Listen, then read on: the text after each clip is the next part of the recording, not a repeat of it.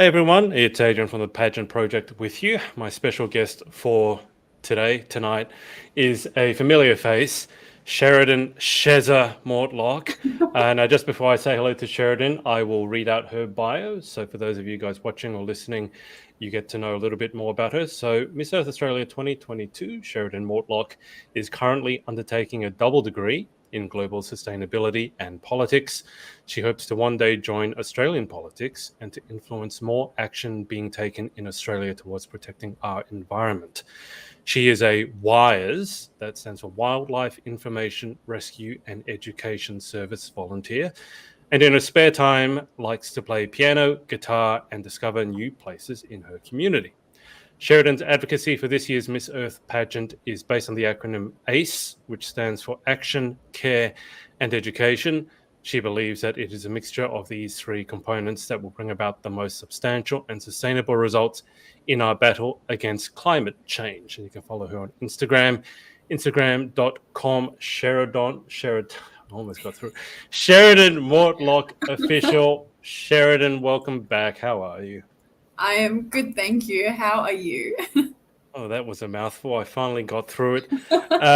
I was doing all not the research because I know you, but just I put I did a search on YouTube for Sheridan Mortlock just to see what you've been up to. Have you gotten sick of the Taylor Swift thing yet? It's Taylor Swift lookalike for this and Dead Ringer for Taylor Swift. And it's like everything about you is Taylor Swift, Taylor Swift, Taylor Swift, Taylor Swift. Has it gotten tired yet?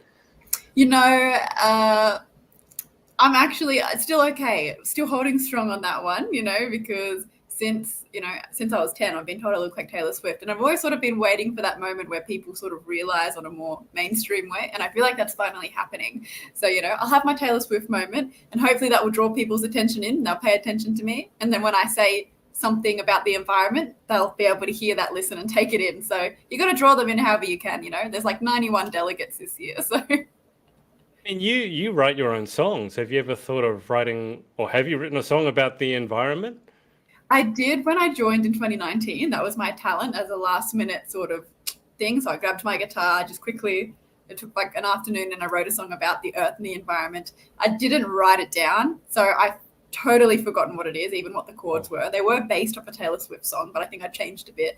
But I have not really done much songwriting since then. I was going to get you to see if you could recite or remember what that song was, but clearly I have tried so many times to remember what it was. I think it was in my notes app at one stage, but I've changed phones since then and I mustn't have transferred over the notes. So lost forever. That's a shame. That's a shame. How long? So you obviously you're normally based over here in Sydney, Australia. At the moment, you're not in Sydney, No. Australia. I will tell you, it stopped raining finally whilst you've been over there. You know what? It stopped raining there, but it started raining here when I arrived.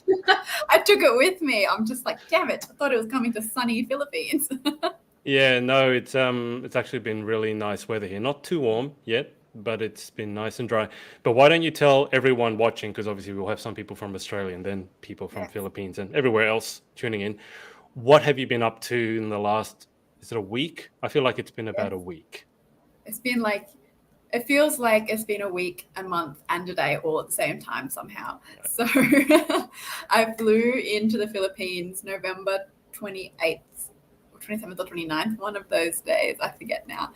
And so during the Miss Earth Australia competition, I actually won the Mega World Australia Ambassadorship Program, and Mega World's based in the Philippines. So for the first 3 days, I was with Mega World, and they're like a real estate company, and they like are building these beautiful big communities around the Philippines. So they took me around, and I got to see quite a lot of the Filipino communities, or the suburbs, I guess, if it was a comparison to what it would be in Australia. So that was really fun and a really great introduction, sort of figure out where I am geographically a bit.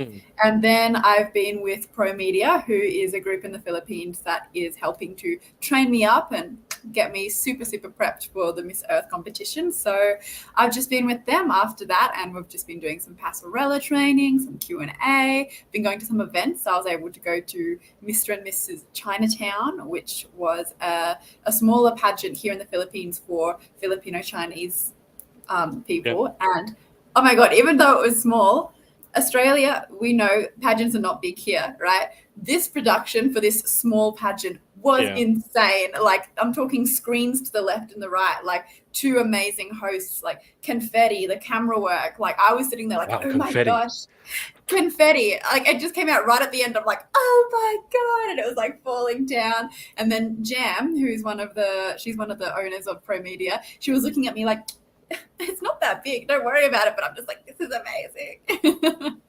Well, I'm wondering now, what is it actually going to be like at Miss Earth? Because pretty much as long as I've been following Miss Earth, it's always been virtual.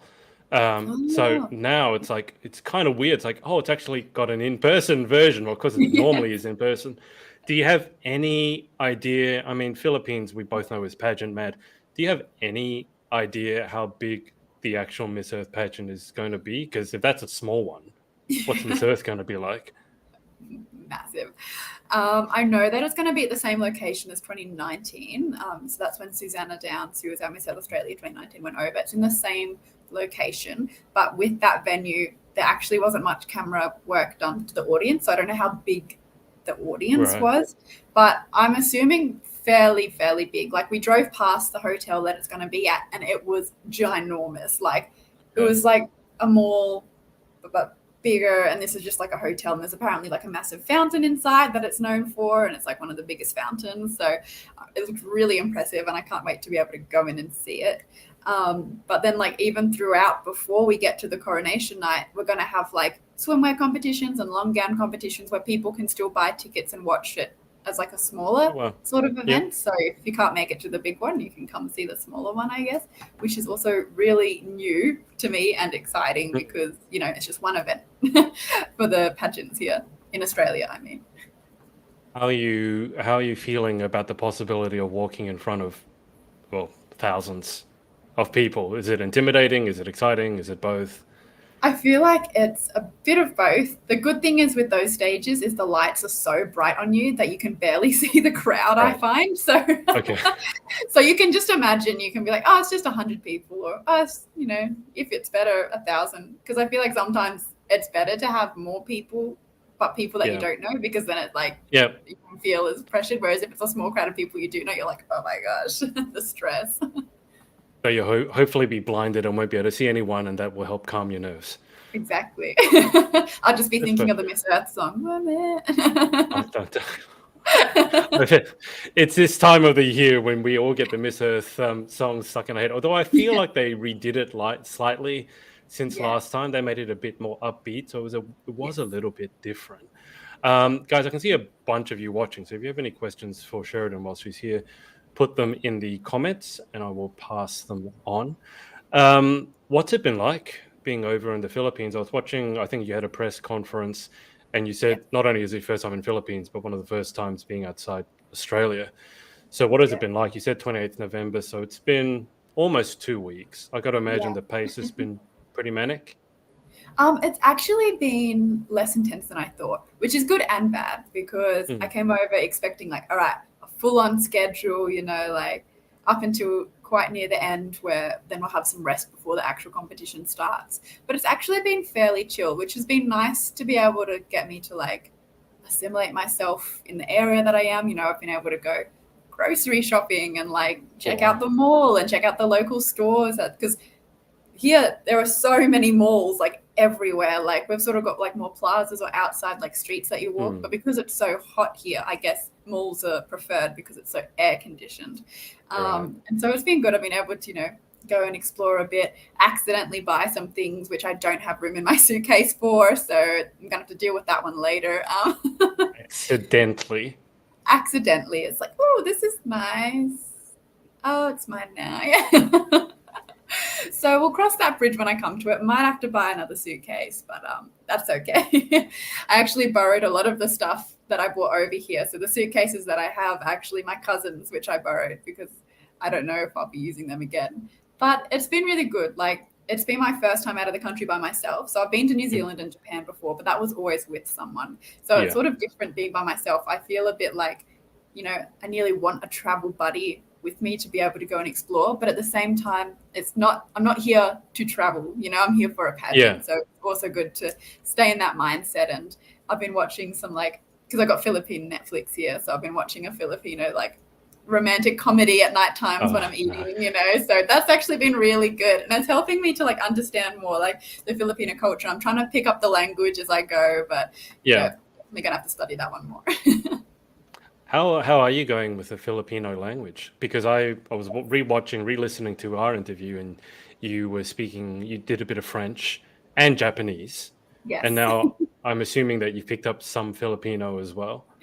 I've picked up some basic Tagalog, so things like, maganda umaga, which is good morning, and the most important, salamat po, which is thank you very much, and, kamusta ka, how are you, and, good night, good afternoon, all of that sort of basic stuff. But I'd like to learn more while I'm here, just because, but they speak English here so often that it's like nearly like just the basic ones is sort of all I need, just out of politeness and because I love learning languages.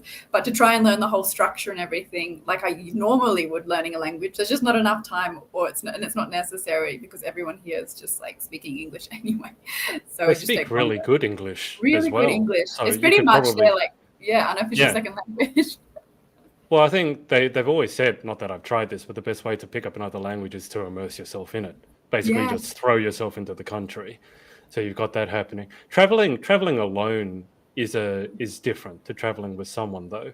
I think it's a good opportunity to learn about yourself in a way. Yes, definitely. I mean, like, I feel a bit self-conscious here at the moment because, like, even when I'm just walking in the mall, like not with my sash or anything, people still looking at me because I'm a foreigner and I'm like tall, white and blonde, So I'm like, they're looking at me because they know I'm a Miss Earth candidate, or they're looking at me because I'm a foreigner, and it's like all eyes are always on me, But it's good and interesting. I'm very much looking forward to when Miss Earth kicks off, because then we do get to actually travel to the different provinces, and it will be, like group settings, so there'll be people that you're with. So that'll be really fun. And then after the competition, I'm planning to stay for a bit longer. So hopefully then I can actually go and travel to some places, or just simply enjoy Manila and just like relax with like a cocktail and just lounge by the pool. It sounds like you're going to have trouble like having alone time because, well, it's similar in Japan. And I was speaking to Emma Collingridge, who was Miss Universe GB last year when she went to India. There's something about white girls with blonde hair. You guys are just like, you're fruit to flies for some reason. They're fascinated by it. And they just come up. I don't know if you had this happen in Japan, but literally just people come up to you and ask for a photo. They don't know you. They don't think you're famous, but they just want a photo with someone who has blonde hair. Oh my gosh, when I was I think I was 5 or 6 years old, and I was in Cairns, which is like North Queensland. And there was a bunch of Japanese tourists, and I had been left by the pool by myself because my dad had just popped to the store to get some ice cream. And by the time he came back, there was surrounding of all these Japanese, or they might have been Chinese as well, like a bunch of Asian tourists, all with cameras, like taking pictures of me. And I'm just there in my towel, like, hello, And my dad comes up behind them and he gives one of them like the bunny ears, Well, at least he took it in a good-natured way, because you could react to that very badly if you're the father of a young girl being photographed by strangers. Now, we've got Grant here. So Ralph, first off, has said, good morning, Adrian and Sheridan. Good luck, Sheridan. You have my full support. Thank you so much, Ralph. And then Grant here has a question. Have you met any of the other candidates already? Yes, I actually just met them today. So Miss Earth, so a couple of the candidates have already been here for a while. We're quite early this year. Got some strong contenders. And so we just went and had a sponsor visit if any of the candidates were available. So I got to meet Philippines, I got to meet Puerto Rico, and I got to meet the Netherlands. And so we all just went and had lunch together. So that was really cool and a great little taster of what's to come. And it's just made me very excited now to meet all of the girls. When do the actual in-person festivities kick off? This Saturday. So in like 4 days. So I'm sort of enjoying my alone time while I have it, but I'm also now very, very like looking forward to. You wanted to get going, right? I want to get going now. I'm like, okay, I've been here for a while. I feel like I'm prepared. Let's just go. Let's hit the start button and just. Yeah. Can you just reminisce a little bit on your Miss Earth journey, like dating back, because in 2019 was your first attempt at Miss Earth Australia, and here we are. 3 years, a pandemic, a massive bushfire later. and somehow you've made it. You're in the Philippines. Can you just give us the short overview of what it's been like from 2019, your first time? Absolutely. I remember you said you just joined up on a whim, and then Yes. suddenly you almost won. Yes. And now you're in the Philippines. So trace that journey for us. Oh my gosh, 5 years ago, me in the Philippines would be like, what are you doing in a pageant? Like, what's happening? So yeah, 2019, I joined on a whim. And then I came runner up, thank gosh, because if I had won that year, I don't know what I would have done because I had exams the next week. Like I told this story at the media press tour that I just happened where I was holding hands with Susanna and I'm like, please don't pick me. Please don't pick me, because I didn't realize that when I had to go overseas and they only had like 2 weeks at that stage. I was quite lucky where I had about 2 months with the time limit this year. And so anyway, so glad I didn't win, but I really enjoyed the pageant experience. So I'm like, you know what? I think I'm going to do this again. You know, this is something I'm good at. So a trainer reached out to me, and so we've been training, but then COVID hit. So 2020, it was just the runners up. So it was just me, Karen, and Brittany. And then Brittany won that year, and that was a virtual one. And then next year, I was stuck in Wagga Wagga, which is not in Sydney. So I wasn't with my crew. I wasn't with my team. And I'm like, nah, I don't think the fates are aligning for this one. I'll just give it a miss. And then joined this year, 2022. And I felt like everything just fell into place. You know, I moved to Sydney. I paused my studies for the rest of this year. And I just gave it my full attention. Like, okay, this is my last gung-ho effort. If I don't get it this time, then I'm going to lay that chapter, that journey to rest and just continue with my studies. But if I do get it, then I can give it my all. And now I'm here in the Philippines. How do you feel you've changed, or have you changed? Have you remained the same person, or have you changed over those 3 years, which seems like 30 years? I know. I mean, it feels like if I think back to when I was 19 in 2019, like I'm 22 now. Like that's old. Like it's not old. It's not old, but it's a period of lots of growth, you know, like your late teens to your mid-20s. I think it's just so much happens.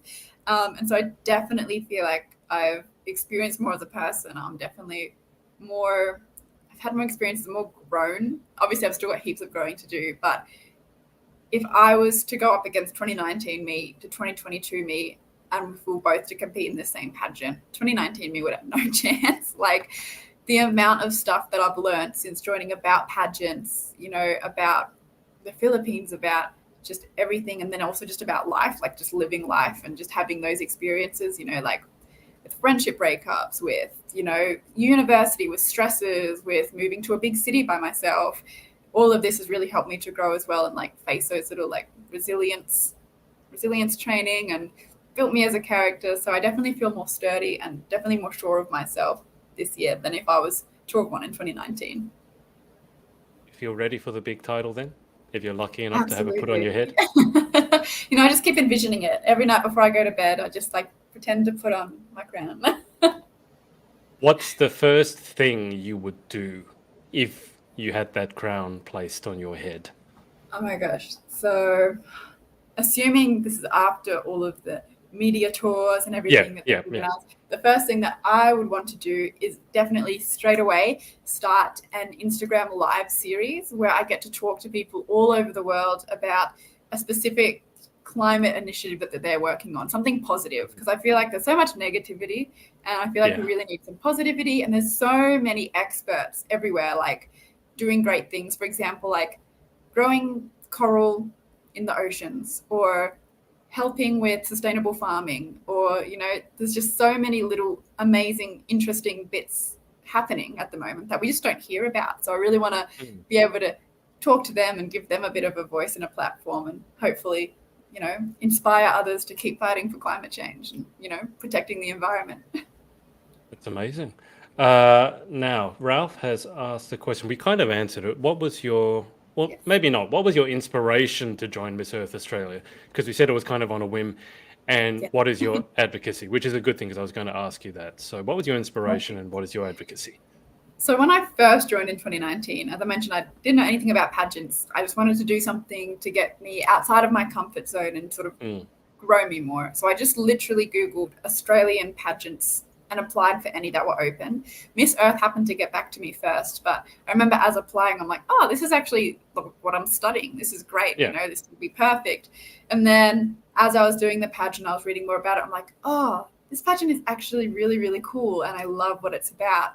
And then I learned more about the other pageants like Universe and World. Mm. And I'm like, okay, if I was to do another pageant, I'd probably still do Miss Earth, because even if I joined the other ones, I'd still be advocating for the environment, because that is what I'm so passionate about. Like, I'm dedicating my whole life to it pretty much, like with my studies and then wanting to get into politics to push for more environmental legislation. So Miss Earth was like a sort of really great starting point and launching pad for that. And then my advocacy this year is based on the acronym ACE, which stands for Action, Care and Education. Usually when people pick advocacies, it's something specific like water conservation or replanting forests. And that is all super, super great. But with what I've studied, I've found that everything is sort of very much connected like a spider's web. And so, if you make one change in the environment, it doesn't just affect that one sector. It sort of has ripple out effects and affects a lot of different sectors. And so I sort of wanted to encapsulate that all in my advocacy. And so with ACE, these are the 3 most important things that people need to be doing to help with the climate crisis. So action, obviously, is one of the most important ones. And that's, getting out there, voting or protesting for change or just planting a tree or, anything that's an action that's working towards helping the planet. Care, this is really special because care is reconnecting with nature and finding that love for it. Because if you're not connected to nature, if you're not seeing it every day, if you're not impacted by it, then it's hard to fight for something that you feel like you're not connected to or there's no reason to. So even just spending like 5 minutes in a park or 5 minutes just outside looking at, the clouds each day, just to help ground you and just to be grateful and to remember that, nature is what gives us life. Without nature, we don't have food, we don't have air, we don't have water. It is all the biodiversity and all of the beautiful, beautiful, mysterious magic of the ecosystems that is keeping us alive and well and how we can still live today. So to be able to have that connection and find that connection, because everybody has one, whether it even just be like, oh, I really love strawberries. That's a connection to nature because strawberries come from nature. So if that's what you care about and that's what you want to protect, then that's still a connection to the environment. And then education is the third one. And education is knowing what, why, and how, because without the proper education, some of the action that we do could actually be more detrimental than helpful. So before we take any action, we first need to be educated or at least have an understanding of why we're taking that action and what that will mean and what the consequences are. So this includes for politicians, for instance, or for world leaders, consulting experts, because sometimes world leaders don't have all the answers because it is such a complicated spider-webby topic. You need to have that education there. You don't necessarily have to know it, but just knowing where to find it and be able to, bring that all in so that you can make a better informed decision. And so that's ACE. And so with all of those 3 things, we can ACE climate conservation. Really, I think the education, it's a really important and overlooked part. It's like the unsexy part because no one really wants to spend the time educating themselves. That's why everything is clickbait headlines right now. But I don't know if you've had any thoughts, for example, on the war in Ukraine against Russia, and a lot of that is predicated on gas. And then Europe, for example, going into winter being so heavily dependent on Russian gas. And then the war in Ukraine has caused them to up the ante with their renewables. But at the same time, then that you're talking about the spider web, the problem then is for poor people who are always the most affected by changes such as that. Did you have any? I mean, obviously, the war is a big deal, and it's based largely on fossil fuel, which we're trying to phase out. Do you feel like that's a good representation of how complicated an issue can be? Absolutely. Like, wars especially are usually always about resources. And the problem is that our resources that we're so used to using, which is like single-use resources, fossil fuels, are starting to Fine. they're like Disappear. dying out, disappearing, or they're, no longer allowed to be used because of all the other problems and the domino effect that causes.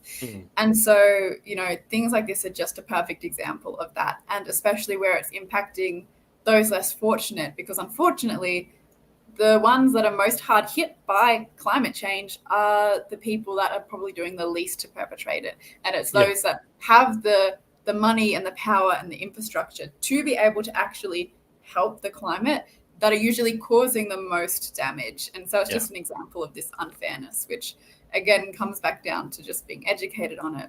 And then just caring is also, like all of that connection, caring for people as well, because people are nature. And then hopefully being able to take action, whether even if that's just something like signing a petition, every small thing can help. Is that part of the reason why you wanted to go into politics, is to affect change? I was speaking to someone else. She was motivated. She wanted to, at the time, become a police officer because she discovered that she was hugely motivated by fairness. And she was working in some completely unrelated, like a desk job, commercial job. Then she decided, I want to be a police officer because I'm motivated by fairness. What are your motivations going into politics? Like, what got you interested in that? So it's a funny roundabout way that I realized I wanted to be a politician, because originally I wanted to be an actor. And slightly different. And I realized that the only reason I wanted to be an actor is because I looked up to these two particular actors because it was my favorite TV show at the time, Supernatural. So it was Jared Padalecki and Jensen Ackles. And they were doing this whole thing with their platform where they were speaking up about mental health, and they were bringing a lot of awareness to the platform. And I'm like, one day I want to be so famous as an actor that I can do that. And then I'm like, well, I don't have to try and struggle to be an actor to help and have a platform and, make people's lives better. I can do that. Like, there's a job for that. That's what a politician is supposed to do, So I'm like, let's just do that. And so it was definitely the thing that most motivated me to join politics is definitely the environment side. I grew up with the environment, and I saw how legislation either helped or hindered my community, which was mainly farmers and agriculture, and just seeing all the, growing up in a social media age, you saw on your phone, just swiping on Facebook or anything, the impacts that climate change has. And so that sort of beginning, first going into, what is this climate change thing? It just stirred something inside of me. And Australia is such a beautiful and diverse country in terms of our biodiversity. And we have so much that we should be able to protect here, and we just aren't. And so it was that sort of like nearly anger or like disappointment that we could be doing so much as a nation and we're not, because of big fossil fuel companies or other those sorts of powers. And so that sort of was like, okay, let's get into politics. Let's, I want to be able to fix this pretty much. And I know that's very idealistic, but aim high and shoot for the moon and land among the stars, as they say. And so really, that motivated to be like, I can't just sit here and do nothing about it. So it's nearly like, in a sense, like I'm choosing politics because I can't pick anything else, nearly. Like there are so many things happening in the world. And if I was to just sit at another job or do something else that's not working towards it, I would just feel so like there's a calling, nearly like I just need to. Well, I was going to say that I think calling is appropriate, and I think in a way that you're fortunate or lucky that you discover what your calling is, because a lot of people go through life not knowing what that is. And certainly we could do with more leadership. We don't necessarily need more politicians, but we need more leadership and authenticity and honesty and integrity in our politicians. I mean, there've been some horrible examples recently. I think the latest the second latest UK Prime Minister, she lasted 44 days or something like that. She came out with her she came with her economic policy. You were talking about relying on people who know what they're talking about. She came with this economic policy, opened her mouth, pound plunged, and she was out of office in 44 days. She had someone said she had the shelf life of a lettuce. So we do need more people in charge, I think, who really want to make a difference and know what they're doing. Let's diverge for a second and let's look at some of the videos that have been up. So which one would you like to do first? The gown or the parrot? Let's do the swift parrot. Okay, and I will mute it just because I don't know if the Miss Earth song is Copyright. copyright struck. So I'll add it. You can talk us through it. We can have a look. Let's see how this works here. So this was the national, not the national costume, but the so each candidate had Fauna. to pick an animal that they wanted to represent. So this was the fauna costume. And so I picked the swift parrot, which is a critically endangered parrot. It's the world's fastest flying parrot. It goes at like 88 kilometers an hour or some crazy speed. And so there's only about 750 left. Reports saying even less. So they're very critically endangered. They're only in Tasmania and sort of southeast Australia, so like Melbourne sort of area. And they're very impacted because of the logging and also the sugar gliders that were introduced there in the 1800s. And so the reason I picked the swift parrot is, people say I look like Taylor Swift. So I'm like, excellent, swift parrot. Hopefully people will remember the fauna that I picked. And if people remember the name, then there is still a chance for them to help me with it and help, spread the word about the bird, as I have continued to say, because, they could definitely become extinct within the next 10 years, which is just a very sad example of a lot of the Australian fauna at the moment, which is very critically endangered and endangered, especially wasn't helped by the bushfires of 2019. So I just, I was going to pick, like the koala or the kangaroo or something more iconic, but I just really think that these little birds and these little animals that aren't very popular in Australia really need international recognition as well, so that hopefully the government will put some legislation in place, help to stop that logging and rehabilitate the swift parrot. I like the thinking behind it, tying it in with your lookalike and then spread the word for the bird.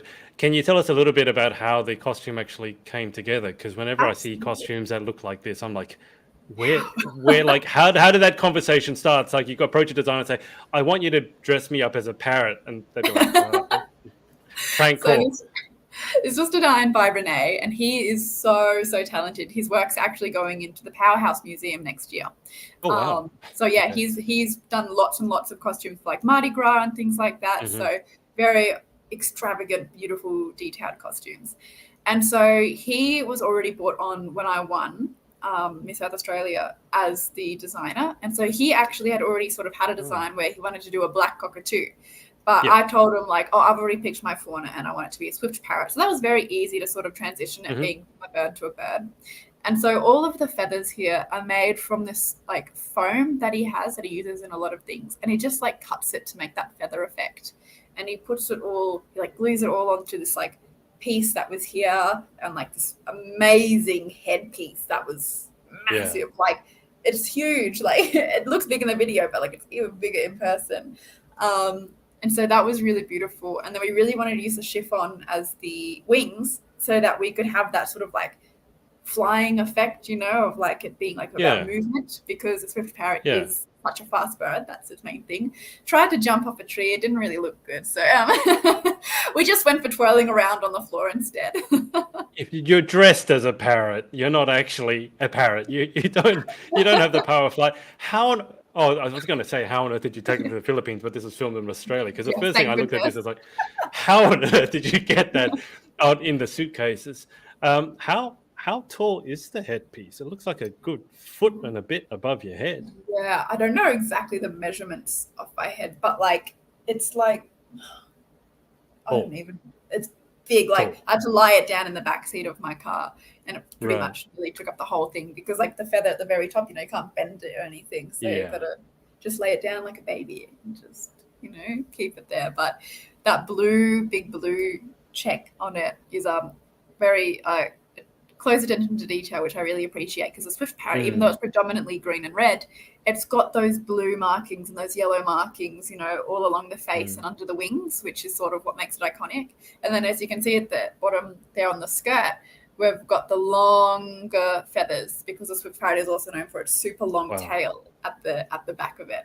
So Renee was really good at keeping all of that attention to detail. This took him 700 hours to create, and it's just so beautiful, and it was just so shimmery. And we were filming it at the park, and people were walking past like, what on earth is going on? And I'm just like, hi. I think I might have scared a 5-year-old by accident, but that's great. Okay. So there's a 5-year-old out there somewhere who's going to have Like, what is PTSD this? about parrots. Yeah. There are a few people out there actually who are terrified of birds, but I'm not one of them. But Well, so that's good. This has been a very 700, awful segment for you. 700 hours, huh? That's something. Yeah, so very, very limited. The biggest problem is logging, obviously, because the swift parrots only breed in Tasmania. So they're a migratory bird, much like the orange belly parrot here. So they breed in Tassie, and then in winter they come over to the mainland to eat and escape the harsh Tasmanian winter. And every time they go back, they're noticing more and more trees are cut down so they can't actually build their nests. And then when they do finally build their nests, sugar gliders come and eat their eggs and often kill the female parrots that are roosting there in the process. So even though sugar gliders are native to Australia, they were never in Tasmania until they were introduced. Right. And so because the swift parrots only breed in Tasmania, that's where that sort of clashing of environment occurs. So, there's a lot of great organizations, not-for-profits and things out there trying to protect the swift parrots, but you just can't stop things like logging, which is just there's a lot of business behind it, and there's a lot of permits and stuff that they just can't get around. So hopefully by bringing this attention on a more international scale, and do have a petition on my Instagram page at the moment that you can click on in the bio to help sign, to hopefully bring more awareness as well.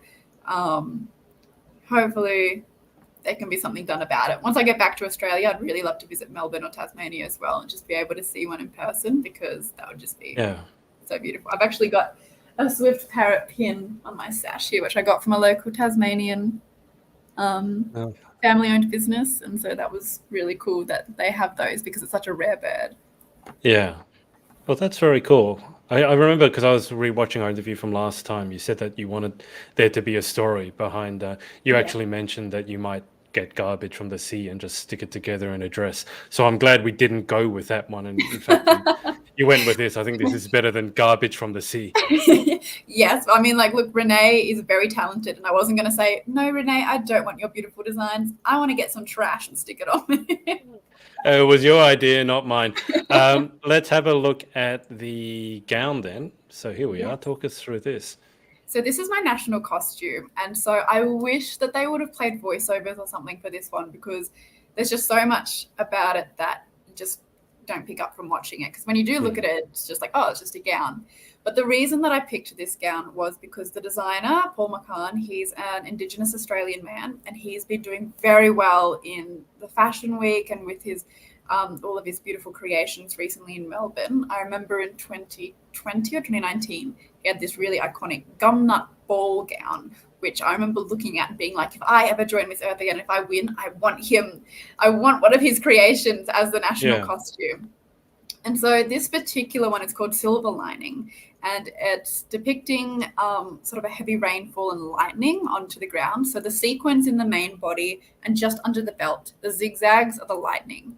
And then we've got underneath that part the hand-painted country and beautiful, delicate little bush flowers. And so I've interpreted is, our country is, there's a lot of desert and there's a lot of harsh landscapes.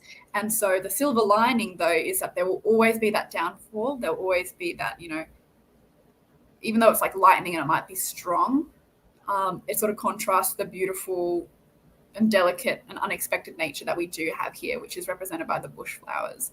And so it also gives a second chance and a new beginning, that rain after such a long, long time, because we've had many, many droughts here in Australia as well, even though we're an island where there's a lot of land that is not at all connected to any ocean.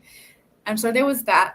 And then also the other reason that I picked this as a national costume was because for the international viewers who might not know, Indigenous Australians or First Nations people of Australia actually have not been treated well at all by our governments over the past, since we arrived on Invasion Day.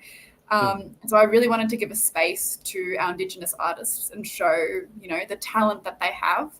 And so Paul actually explained to me that the outline of this, the silhouette is also, he said, based on wanting to get a treaty for the First Nations people and, get that representation.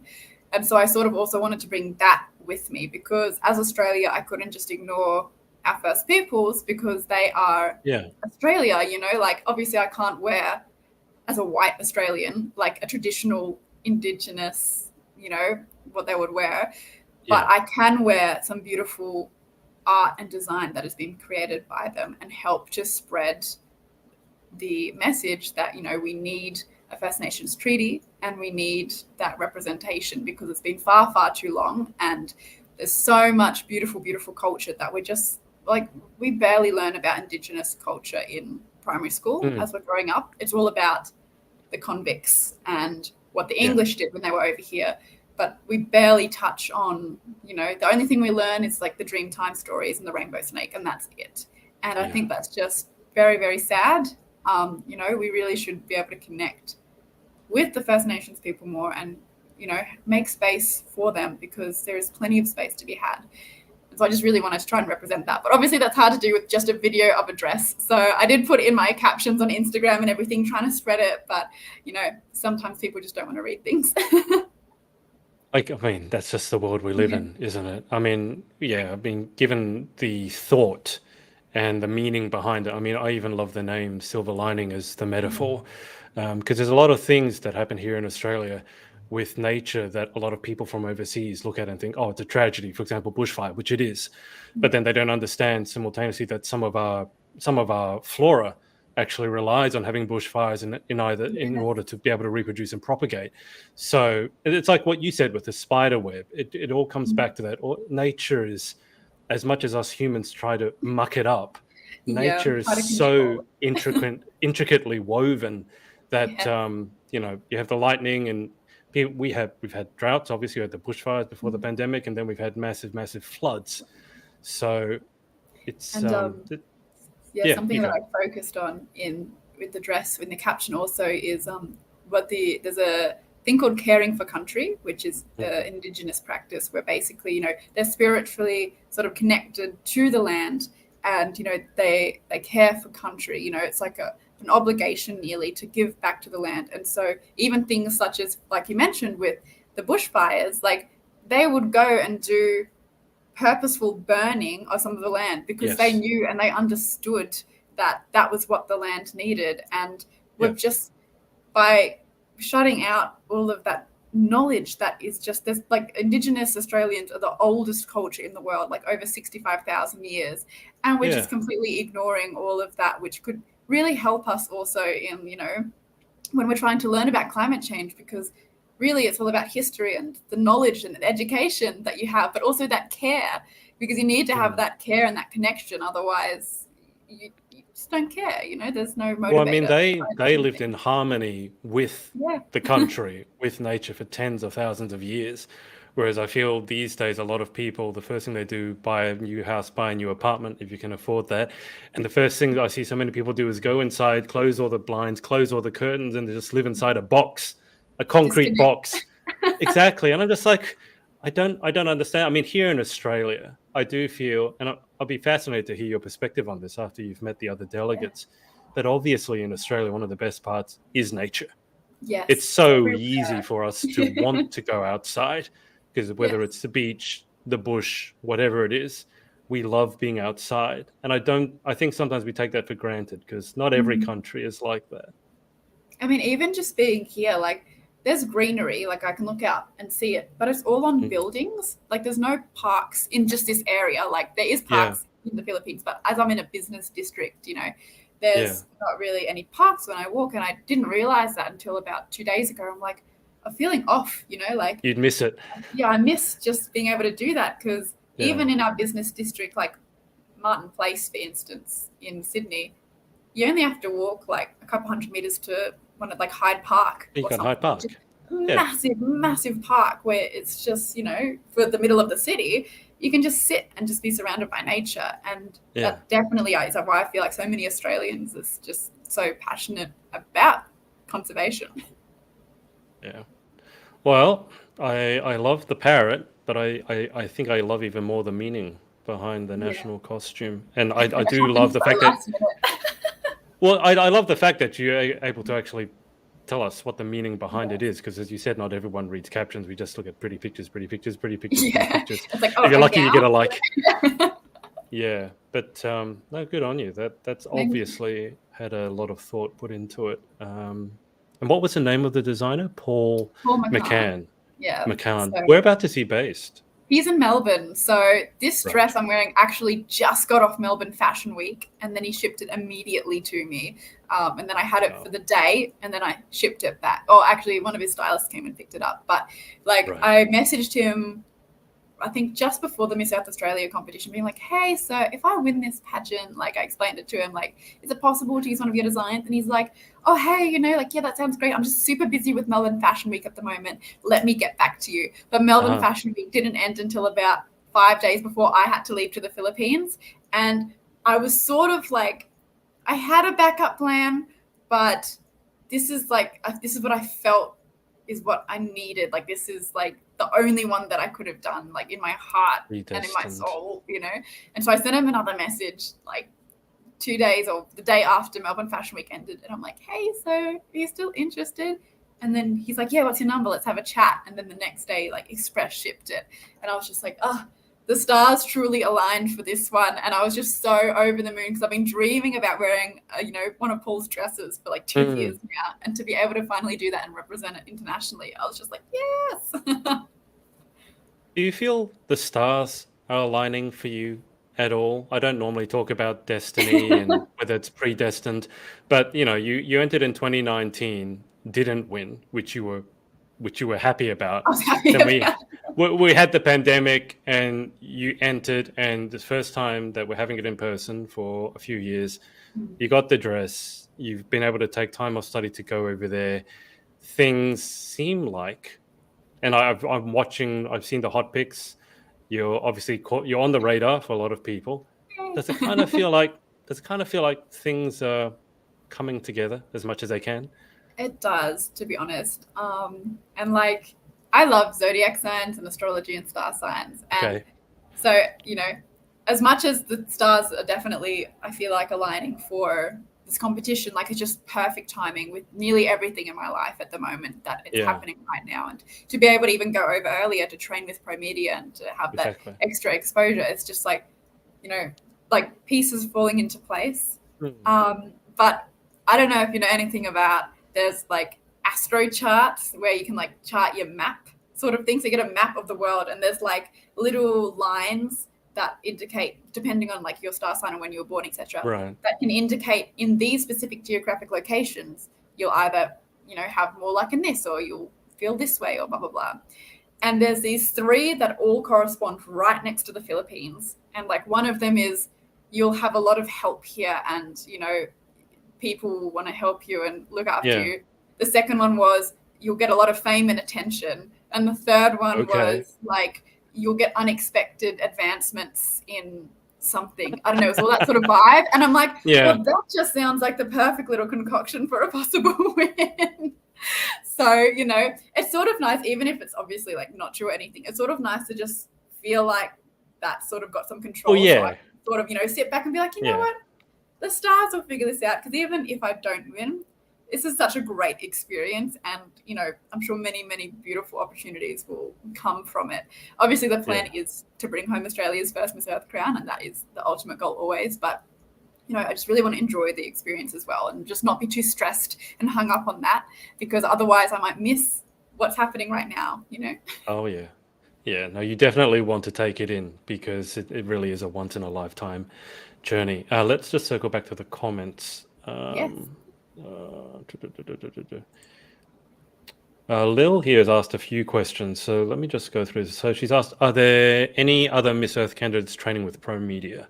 No, so I'm the only Miss Earth candidate, and I'm their first international candidate that they're training. So they've only trained Philippine candidates so far, as they're based here. And so they saw me and they're like, you know what? Let's give an international candidate a go, and if it goes well, then we'll be able to train more. Also asked, do people recognize you when you walk in the malls of Manila? Well, there's still face masks are very big over here, so I'm always wearing my face mask. And I got, actually, it was so nice, Mega World, one of the staff members there, he got me these chains, which is very popular in the Philippines, that you put on your mask Oh, wow. so that when you're eating or something, you can just wear it like that. Oh. It's like this cute little accessory.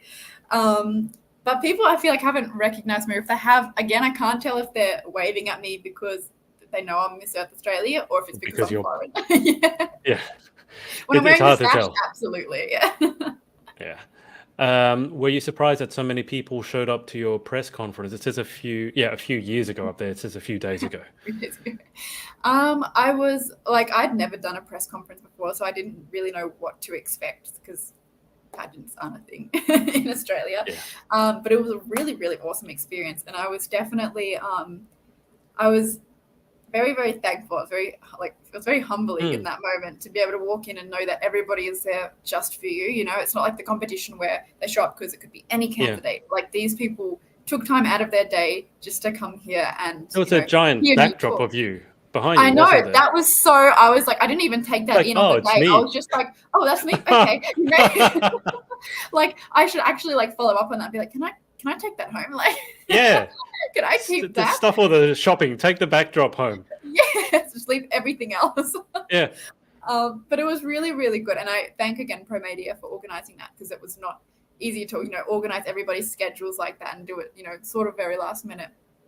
And I was very happy with, the amounts of questions that the press were asking me. And, I'm really hoping that they got to see a bit more of me, and, I got to connect with them and have a bit of a laugh afterwards at their table.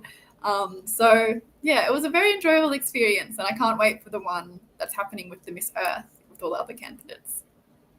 Perfect. We'll have one more from Lil. She's asked, did you know Catriona Gray? I know of her, but I've never met her in person. Catriona Gray, I lived, I think, in Perth or WA, which is on the other side of Australia. So this is Sydney, this is WA.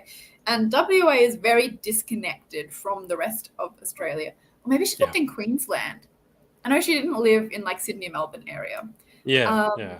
But I also know that she moved to the Philippines quite early on to study for the pageants and stuff. So it was sort of, I just missed that sort of Catriona Gray craze. I only found out about it after I joined Miss Earth, and when I was researching, she obviously came up quite a lot because she's just so incredible.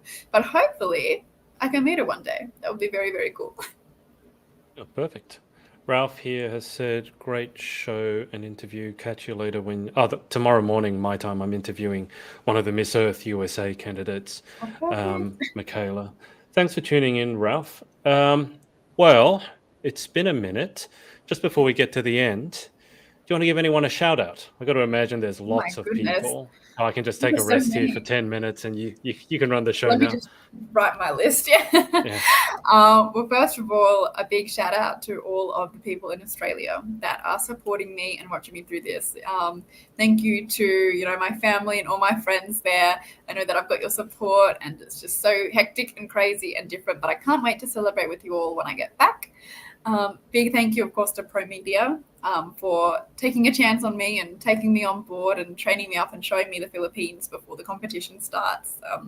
Very, very always appreciative, and thank you for that.